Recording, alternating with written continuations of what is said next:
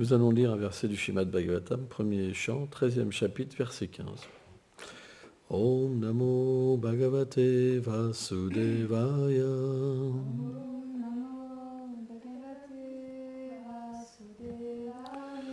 Om Namo Bhagavate Vasudevaya.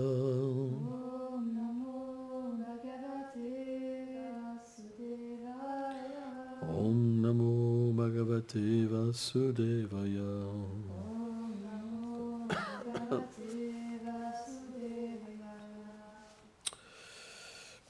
Abam Abib Abib Abibdrabam Yamam Dam Dam Yadadvam Bhagam Karichu Yavam Dadaram Sudradvam Sapadvarsham Satam Yamaham. Ce Vidura n'était nul autre que Yamaraj.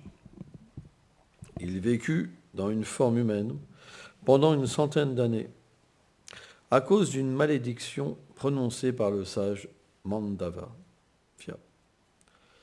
Durant cette période, Aliyama accomplit ses fonctions en donnant un châtiment approprié aux êtres impies.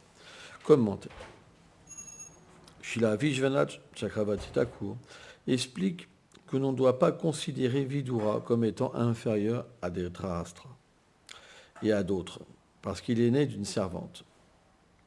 En réalité, Vidura est une manifestation de Yamaraj, l'une des 12 autorités spirituelles, Mahajan, le demi-dieu qui juge les êtres impies au moment de la mort dans ce royaume de Pluton. Il désirait venir sur terre répandre les gloires du Seigneur, et ceci lui fut accordé à travers la malédiction du sage Mandavya. Un jour, les soldats d'un roi poursuivaient quelques voleurs. Ils les attrapèrent près de l'ermitage du sage Mandavya, qui était en train d'accomplir des pénitences. L'arrêtant avec les voleurs, ils l'amenèrent au roi. Par l'ordre du roi, ils furent tous condamnés à être empalés. Mais le roi reconnut le sage. Il le fit relâcher et prit soin de lui. Alors le sage allait voir Yamaraj sur la planète et parla avec colère. « Pourquoi est-ce que je devrais être empalé ?» Yamaraj répondit. « Alors que tu étais un enfant, tu as transpercé pour jouer une sauterelle avec la pointe d'une herbe kusha. » En entendant cela, Mandavya maudit Yamaraj. « Puisque tu m'as puni si sévèrement alors que j'étais un enfant ignorant, pour cela tu deviendras un Shudra, un serviteur sous la forme de Vidura. » Yamaraj a un poste très important et pendant son absence, il fut remplacé par Aliyama. Ouais, Pluton. Oma Ganati Milandasya, Ganam Shalam Shalakaya, Shakshuro Meditam Jena. Taisame Shigulave Nama. Nama Om Vishnu Padaya, Krishna Prestaya Bhutale, Srimate Bhaktivedanta Swaminiti Namine, Namaste Sarasvati Deve, Kauravani Pracharine, Nilve Shesha Sunyavadi, Prachatya Deshatari.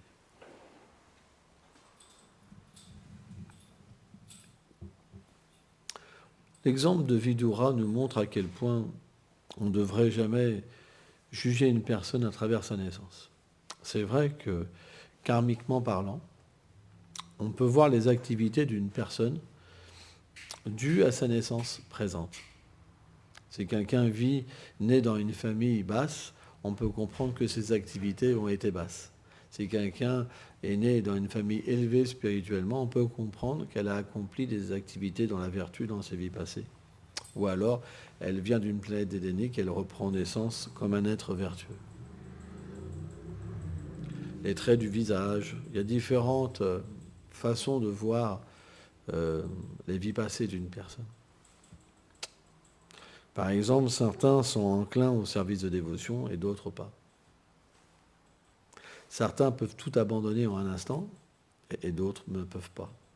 Ceci est dû aux vies passées.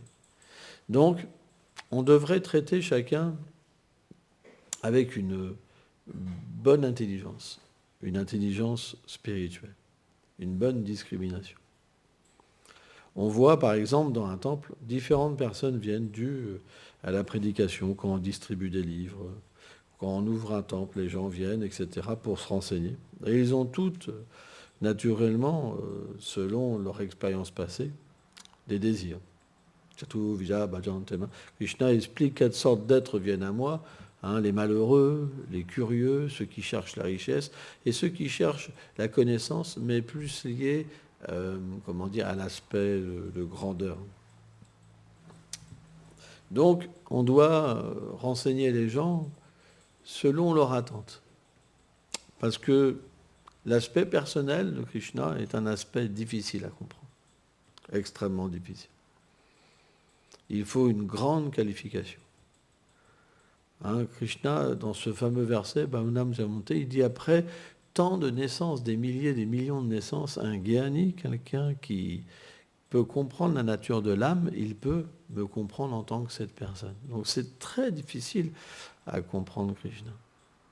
Parmi tous les êtres de la création, très peu ont des corps pour la vie spirituelle. Un insecte ne peut pas chanter les saints noms et méditer sur la forme du Seigneur suprême, par exemple. Et parmi tous ces êtres-là, très peu sont pieux, finalement. Parmi tous ces êtres sont pieux, peu de personnes aspirent à la libération. Parmi tous ces êtres qui aspirent à la libération, très peu sont libérés. Et parmi tous ces êtres qui sont libérés, très peu peuvent, devenir un dévot de Narayana. Et parmi tout cela, rare un véritable dévot de Narayana. Que dire de Krishna? Donc, c'est pas si simple. À travers cette compréhension, on doit donner la chance à tout le monde. C'est pour ça qu'on doit être...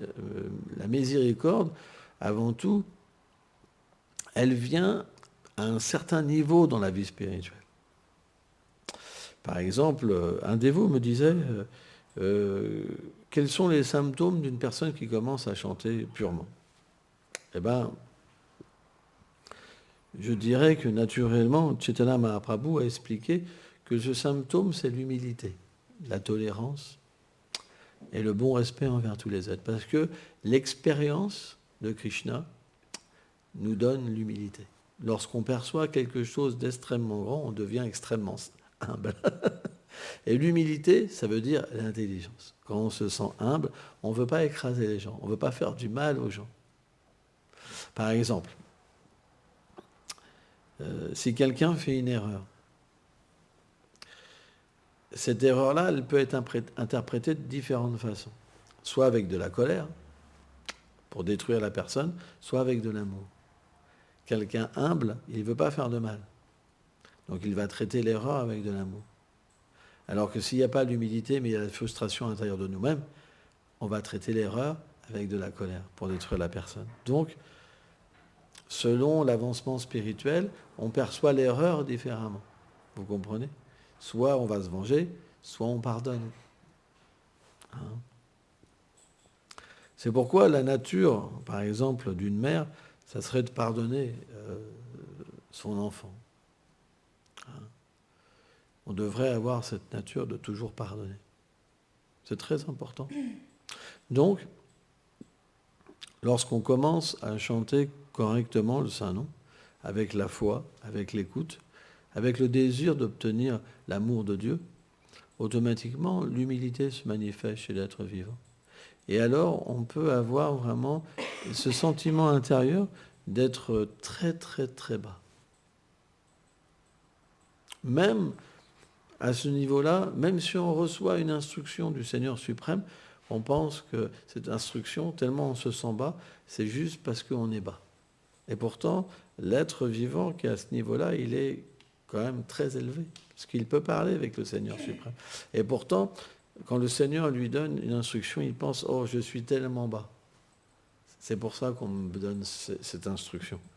Et plus il progresse, plus il se sent de plus en plus déchu. Il pense même à quoi sert ma vie. J'ai été simplement, j'ai gâché mon existence. Alors que si on regarde les gens qui sont fiers, par exemple les matérialistes, jamais ils pensent ça. Ils sont très fiers, même de leurs erreurs. C'est pour ça qu'ils ne se repentent pas. Or, le sujet d'Yamaraj est intéressant, c'est que tout dans ce monde se paie. Donc ceux qui font des mauvaises activités, ils doivent être jugés. Il y a une planète là qui est désignée comme Pluton. Et lorsqu'on a accompli des activités impies, ce qu'on appelle les Yamadutas, les serviteurs de Yamaraj, viennent chercher l'être vivant et l'amènent sur cette planète. Et là, il est jugé donc pour ses actes coupables, et après il est entraîné sur une planète où il doit souffrir pour ses activités pécheresses. Et il obtient un corps particulier, parce qu'en fait le corps humain, il ne supporte pas beaucoup de souffrance. Par exemple, quelqu'un qui se fait torturer, au bout d'un moment, il meurt, parce que le corps ne peut pas endurer les souffrances. Mais là, il a un corps spécial, où il peut endurer beaucoup de souffrances. Alors on se dit, mais c'est horrible. Alors maintenant, allez dire ça à quelqu'un qui subit un grand malheur à cause d'une personne. Il doit avoir une justice. Parfois, la justice terrestre, elle peut se tromper. Elle peut condamner quelqu'un qui n'est pas condamnable, comme elle peut blanchir quelqu'un qui devait être condamné. On est bien d'accord. Mais la justice divine, puisque le Seigneur est dans le cœur et qu'il voit tout, et que Yamaraj voit toutes choses parce qu'il peut directement entendre du Seigneur ce qu'une personne a fait, il n'y a aucun moyen de se tromper. Donc comprenez que quand vous faites des mauvaises choses, il y a des personnes qui vous voient. Vous n'êtes jamais seul. Et tout cela, vous devrez en payer les conséquences. C'est pour ça que Krishna, dans la Bhagavad Gita, il dit « Sabadam Paijan ». Il dit « Celui qui s'abandonne à moi, je retire tout ça ». Donc à un moment, quand on sert le Seigneur suprême, on se sent complètement affranchi de toute faute. Et c'est quelque chose qu'on vit, au point qu'on ne se rappelle même plus de notre vie qu'on a eue. Parce que c'est le karma, c'est le résultat des activités passées qui façonne notre conscience. Ça veut dire qu'on est relié à des mauvais actes, et cette mauvaise mentalité, elle nous suit. Vous comprenez ? Donc si on veut devenir pur, il faut que cette mentalité, elle parte. Sans ça, on ne peut pas progresser. Vous comprenez ? Donc, le fait de s'abandonner au Seigneur et d'agir pour lui, ça détruit tous les résultats des actes passés. Et à un moment, on reprend une autre conscience, une autre personnalité. Ça veut dire que graduellement, l'âme s'éveille. Et plus l'âme s'éveille, et naturellement, plus notre personnalité va devenir différente par rapport à ce qu'on était. Vous comprenez ? Et c'est à partir de là, avec cette nouvelle mentalité, qu'on peut chanter. Sans ça, on ne peut pas chanter. Tant qu'on a cette mentalité d'avant, on ne peut pas approcher le chant des salons, parce que notre état n'est pas assez pur pour pouvoir chanter. On n'a pas l'attitude. C'est pourquoi on doit servir sans faire d'offense.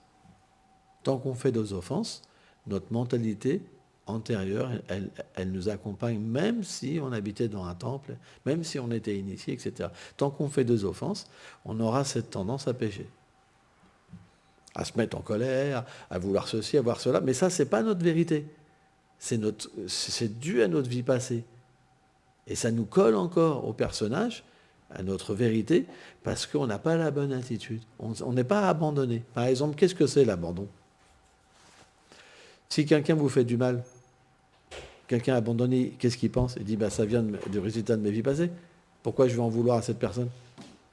Ça, c'est le symptôme d'une personne qui est abandonnée. Mais celui qui n'est pas abandonné, on le critique. Il dit « Ah, je vais me venger ». Vous comprenez ? Il n'y a pas d'abandon. Parce que quand on est abandonné, on voit le Seigneur à travers l'environnement.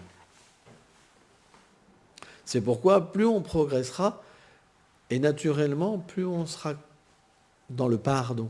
Dans le pardon, dans le fait qu'on comprend naturellement que ce n'est pas de la faute des êtres vivants. Donc on leur pardonne. Et on les respecte. Pourquoi on les respecte ? Parce qu'ils sont mandatés pour le Seigneur, par l'énergie matérielle, pour nous faire payer ce qu'on a fait dans nos vies passées. Donc ils doivent avoir le respect. puisque quelque part, ils sont des représentants du Seigneur, indirectement. Vous comprenez? Donc à partir de là, l'activité dans laquelle on est situé, elle peut nous purifier véritablement. Parce qu'à travers l'environnement, on voit le Seigneur suprême, et naturellement, on devient libéré de toutes nos mauvaises tendances. Et on devient pur, et à un moment, quand on est pur, qu'est-ce qui se passe? On peut chanter. Parce que les qualités sont là pour s'adresser au Saint-Nom. Et le Saint-Nom, il est réciproque. Et quand il est réciproque, le premier stade, c'est le goût. On a un goût de fou. Donc tant qu'on n'a pas de goût, ça veut dire qu'on est encore lié à nos activités passées. Et on peut tomber. La concupiscence peut venir nous chercher pour un beau garçon ou je ne sais pas quoi. Hop, fini. Il n'y a pas longtemps. En fait, il ne faut pas beaucoup. Il faut simplement que Krishna nous envoie la personne on est obligé de craquer. Il y a peur 2 secondes de tomber. 2 secondes. Mais une fois que le karma passé est purifié, même si une belle personne vient, on voit simplement comme Maya venir, quoi. Et même s'il y avait un attrait, on prierait Krishna pour qu'il libère et la libération viendrait tout de suite. Mais il n'y a pas ce rapport avec le faux ego d'utiliser les choses pour nous-mêmes. Dès qu'il y a la purification, on voit tout comme pour le plaisir de Krishna, plus comme notre plaisir. Donc quand quelqu'un vient pour nous enlever cette faculté, alors on prend refuge en Krishna, tout de suite. Et alors cet objet-là, elle ne devient plus un problème. Moi, j'ai fait cette expérience un jour, personnellement. Quand je tenais la boutique, on avait une petite boutique à l'église Saint-Cloud. Et il y a une dame, une journaliste qui est venue me voir, et quelqu'un de très beau, qui faisait de la danse, du yoga, une femme très très jolie, quoi. Le genre de truc que les hommes ils convoitent, en plus éduqué, pas du tout quelqu'un de vulgaire, quelqu'un de classe, quoi. Tu vois, qu'un homme il a envie de se marier, voilà, et tout ça, voilà, vraiment quelqu'un. Et donc elle venait me voir et je l'enseignais un peu sur le yoga, quoi. Et un jour, donc, elle m'a invité de la rencontrer, donc j'ai été. Et en fait, elle s'est assise juste à côté de moi, donc c'était un peu étrange. Et elle m'a mis sa main sur ma cuisse. Et là, je me suis dit, oh. Hein. Et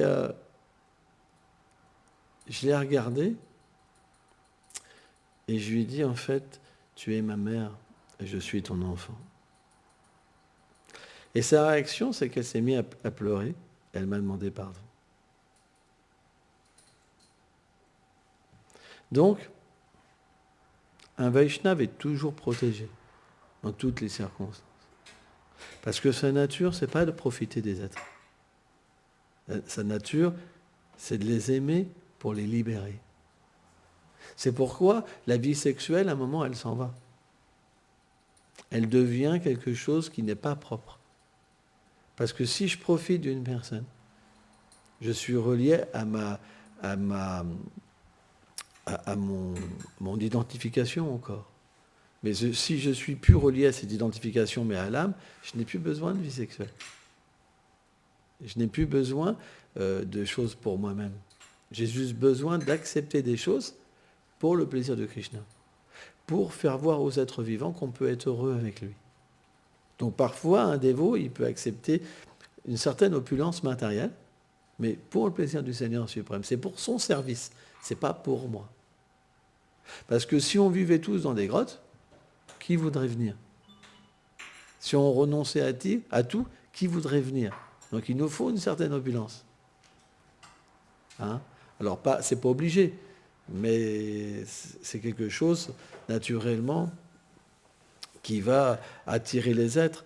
Parce que si on peut permettre aux gens d'être heureux et à la fois se libérer, c'est parfait.